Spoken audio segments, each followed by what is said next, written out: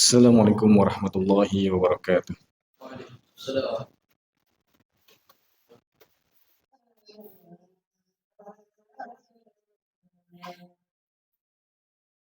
الله أكبر الله أكبر لا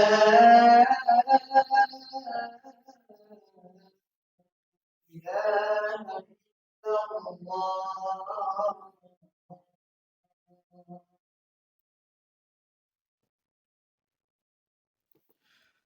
إن الحمد لله نحمده ونستعينه ونستغفره ونعوذ بالله من شرور أنفسنا ومن سيئات أعمالنا من يهد الله فلا مضل له ومن يضلل فلا هادي له أشهد أن لا إله إلا الله وحده لا شريك له وأشهد أن محمدا عبده ورسوله وصفيه من خلقه وخليله بلغ الرسالة وأدى الأمانة ونصح الأمة وكشف الله به الغمة تركنا على مهجة البيضاء ليلها كنهارها لا يزيغ عنها إلا هالك قال تعالى يا أيها الذين آمنوا اتقوا الله وقولوا قولا سديدا يصلح لكم أعمالكم ويغفر لكم ذنوبكم ومن يطع الله ورسوله فقد فاز فوزا عظيما وقال أيضا يا أيها الناس اتقوا ربكم الذي خلقكم من نفس واحدة وخلق منها زوجها وبث منهما رجالا كثيرا ونساء واتقوا الله الذي تساءلون به والأرحام إن الله كان عليكم رقيبا أما بعد فإن أصدق الحديث كتاب الله وخير الهدي هدي محمد صلى الله عليه وسلم وشر الأمور محدثاتها وكل محدثة بدعة وكل بدعة ضلالة وكل ضلالة في النار فيا أيها الحاضرون أوصيكم ونفسي بتقوى الله فقد فاز المتقون. Jemaah salat Jumat yang disayang oleh Allah Subhanahu wa taala.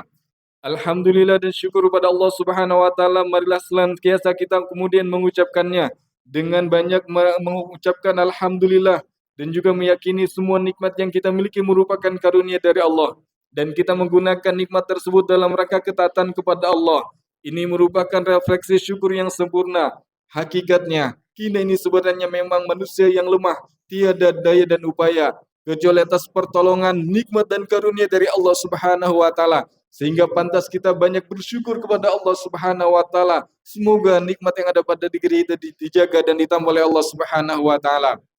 Salawat dan salam kita sampaikan pada junjungan kita Nabi besar Muhammad sallallahu alaihi wasallam. Allahumma shalli wa sallim wa barik alaihi. Dan juga kita sampaikan salawat dan salam kita kepada keluarga beliau, sahabat beliau, dan semua orang yang mengikuti jalannya dan meninggal dalam keadaan muslim. Hadirin semuanya yang dirahmati oleh Allah Subhanahu wa taala. Pertama-tama khatib berwasiat khususnya untuk diri khatib pribadi dan umumnya untuk jamaah semua agar senantiasa meningkatkan ketakwaan kita kepada Allah Subhanahu wa taala dengan sebenar-benarnya takwa, yaitu menjalankan apa yang diperintahkan oleh Allah Subhanahu wa taala dan Rasulnya dan menjauhi apa yang dilarang oleh Allah Subhanahu wa taala dan Rasulnya. Hadirin kaum muslimin yang berbahagia, Allah menciptakan makhluknya, baik itu manusia maupun hewan dan tumbuhan, itu berpasang-pasangan. Allah mengatakan, wa khalaqnakum azwaja, dan kami jadikan kalian berpasang-pasangan, terutama manusia. Manusia Allah jadikan berpasang-pasangan. Allah mengatakan dalam surat Al-Hujurat ayat yang ke-13, ya ayyuhan nasu, inna khalaqnakum min dzakari wa unsa, wa ja'alnakum syu'uban wa qabaila lita'arafu. Wahai manusia, kami jadikan kalian laki-laki dan perempuan jadi pasang-pasangan. Dalam surat An-Nisa Allah menegaskan lagi dalam ayat yang pertama, ya ayyuhan nasu taqu rabbakum, wahai manusia bertakwalah kalian kepada Allah Subhanahu wa taala yang telah menciptakan kalian dari satu orang kemudian menjadikan dia berpasangan dan kemudian menumbuhkan melahirkan keturunan. Hadirin semuanya yang dirahmati oleh Allah Subhanahu wa taala. Jadi manusia, hewan, tumbuhan semuanya berpasang-pasangan. Namanya pasangan, yaitu adalah antara laki-laki dan perempuan, bukan laki-laki dengan laki-laki, bukan perempuan dengan perempuan. Fenomena yang ada belakangan ini, ada fenomena yang memprihatinkan. Ada orang laki-laki suka dengan laki-laki, bahkan menikah dengan laki-laki. Ada orang Perempuan suka dengan perempuan, bahkan menikah dengan perempuan, dan ini merupakan perbuatan yang harus diingkari, perbuatan dosa yang harus ditinggalkan, yang harus segera taubat kepada Allah Subhanahu wa taala, dan juga kemungkaran yang harus dicegah. Kenapa? Karena ini merupakan hal yang menyalahi fitrah manusia. Allah menjadikan manusia berpasang-pasangan antara laki-laki dengan perempuan, bukan laki-laki dengan laki-laki atau perempuan dengan perempuan. Hadirin semuanya yang dirahmati oleh Allah Subhanahu wa taala. Ada data yang perlu kita ketahui tentang adanya penyimpangan seksual yang berbahaya ini. Dalam data Kementerian Kesehatan tahun 2022 yang terakhir, mereka rupanya populasinya cukup besar di Indonesia. Berapa? 0,44% atau sama dengan 1 jutaan. Dan ini hal yang memprihatinkan, apalagi kita di Indonesia merupakan masyarakat yang mayoritas beragama Islam. Maka kita harus mewaspadai, berhati-hati, menjaga diri kita, keluarga kita, dan anak-anak kita dari perilaku yang menyimpang ini. Hadirin semuanya yang dirahmati oleh Allah Subhanahu wa taala. Ada beberapa negara yang mereka melakukan normalisasi terhadap tingkah laku yang menyimpang ini, yang biasa disebut dengan LGBT, yaitu lesbi, kemudian gay, biseksual, dan transgender. Di beberapa negara yang ada di barat, mereka melegalkan perbuatan tersebut dan mereka melegalkan pernikahan sesama jenis ini.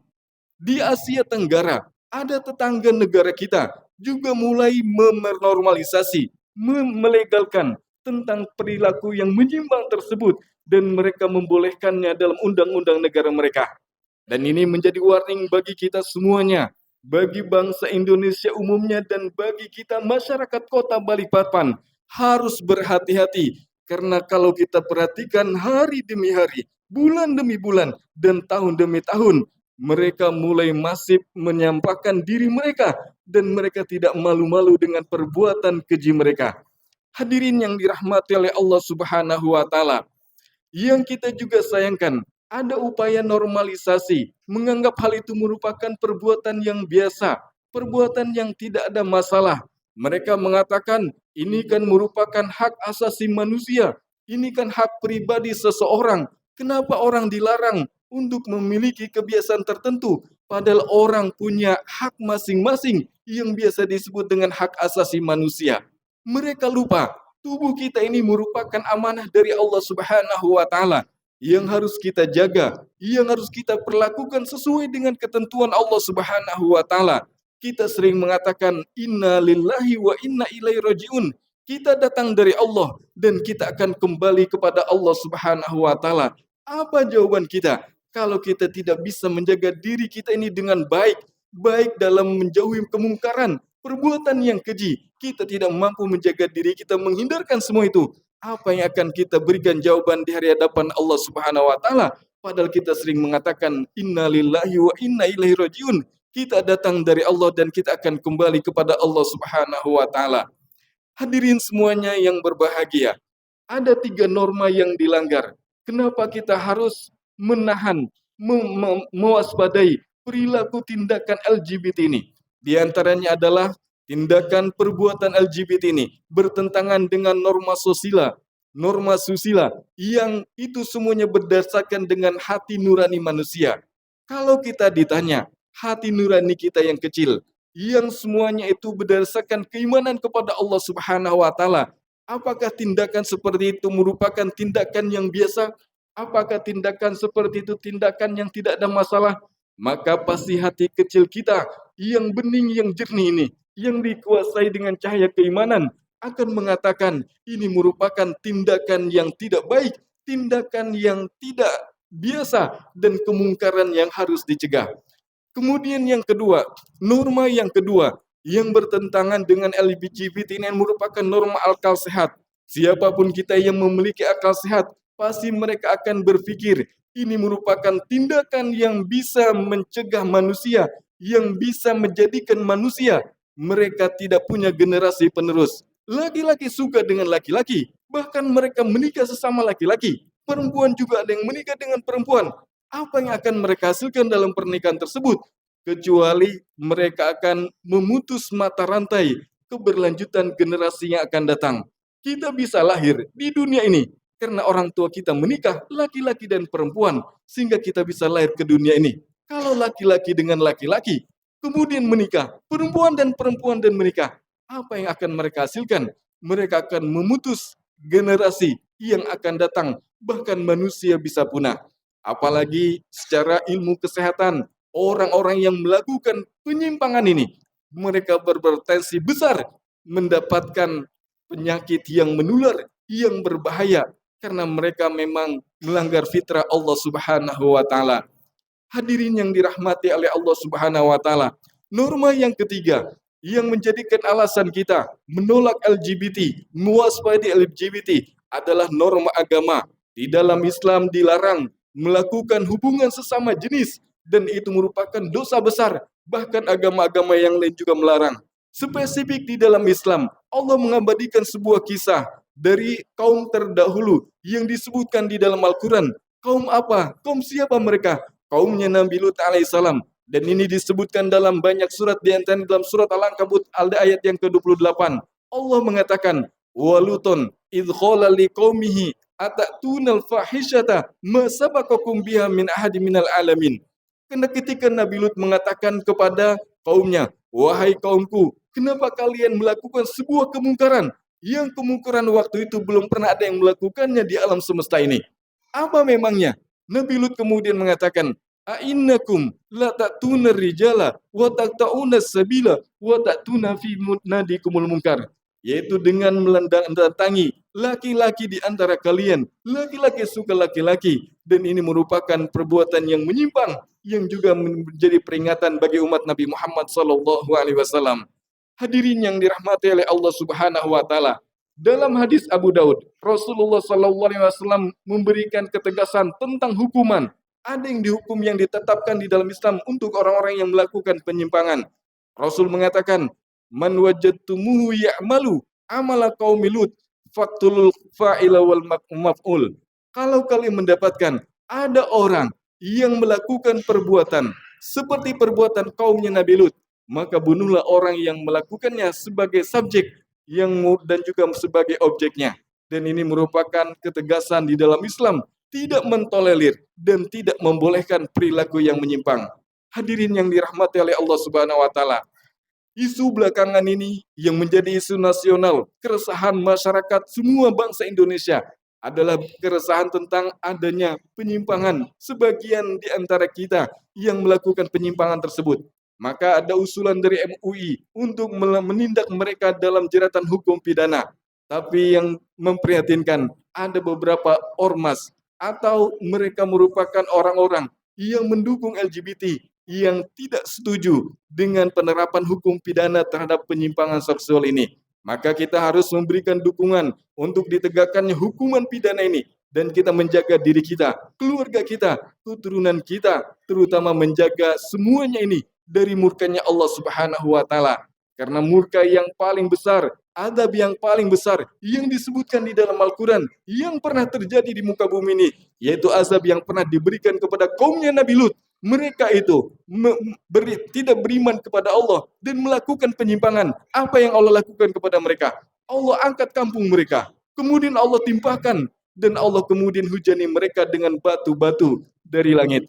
Dan ini merupakan pelajaran bagi kita semuanya agar kita mawas diri, menjaga diri kita, menjaga keluarga kita, menjaga anak-anak kita, dan menjaga lingkungan kita dari tindakan tersebut. Barakallahu li wa lakum fil Qur'anil azim wa nafa'ani wa iyyakum bima fi minal ayati wa dzikril hakim. Qultu ma sami'tum wastaghfirullahal azim fastaghfiruh innahu wal ghafurur rahim.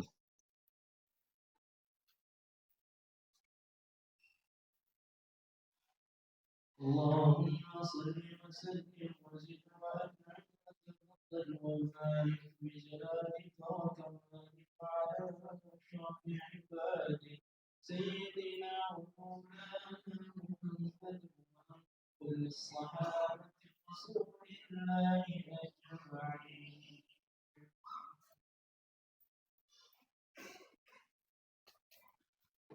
Alhamdulillahi rabbil alamin, arrahmanir rahim, maliki yaumiddin. Asyhadu an la ilaha illallah wahdahu la syarikalah wa asyhadu anna Muhammadan abduhu wa rasuluh.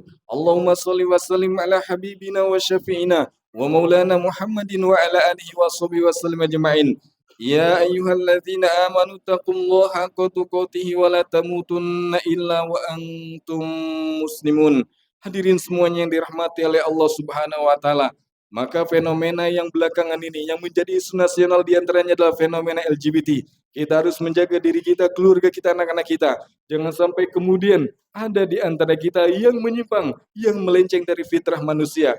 Mereka mengatakan, kami kan melakukan itu, kami yang melakukannya. Kemudian ini badan-badan kami, jasad-jasad kami. Apa hubungannya kalian dengan kami? Maka kita ingatkan dengan sejarah yang disebutkan di dalam Al-Quran.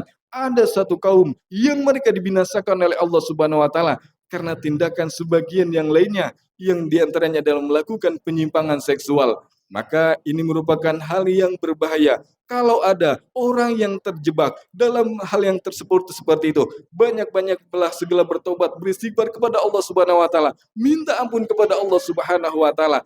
Dan hakikatnya kita di dunia semuanya mengalami ujian. Siapapun dia, yang menyimpang maupun yang tidak menyimpang, kita juga punya ujiannya masing-masing. Oleh karena itu kita mendekat kepada Allah, minta ampun kepada Allah Subhanahu wa taala, pertolongan dari Allah Subhanahu wa taala agar tetap di jalan yang lurus, jalan yang diridhai oleh Allah Subhanahu wa taala dan Rasulnya. Innallaha malaikatahu yusholluna 'alan nabi, ya ayyuhalladzina amanu shollu 'alaihi wa sallimu taslima. Allahumma ighfiril muslimina wal muslimat wal mu'minina wal mu'minat al-ahya'i minhum wal amwat innaka samiun qaribun mujibud da'wat. Allahumma ati nufusana taqwaha wa zakkiha anta khairu man zakkaha anta waliyyu maulaha. Allahumma arinal haqqa haqqa warzuqna tiba'ah wa arinal batila batil warzuqna jitinabah. Allahumma farij hamal mahmumin wa nafis karbal makrubin wa qdi dainanil madinin wa shfi martana mardal muslimin warham mautal muslimin. Ibadallah, innallaha ya'murukum bil adli wal ihsan wa ita'il qurba wa yanha 'anil fahsya'i wal munkar wal baghi ya'idukum la'allakum tadhakkarun. Fadhkurullaha yadhkurukum washkuru 'ala ni'amihi yazidkum wa la dzikrullahi akbar. Wallahu ya'lamu ma tasna'una. Qimis shalah.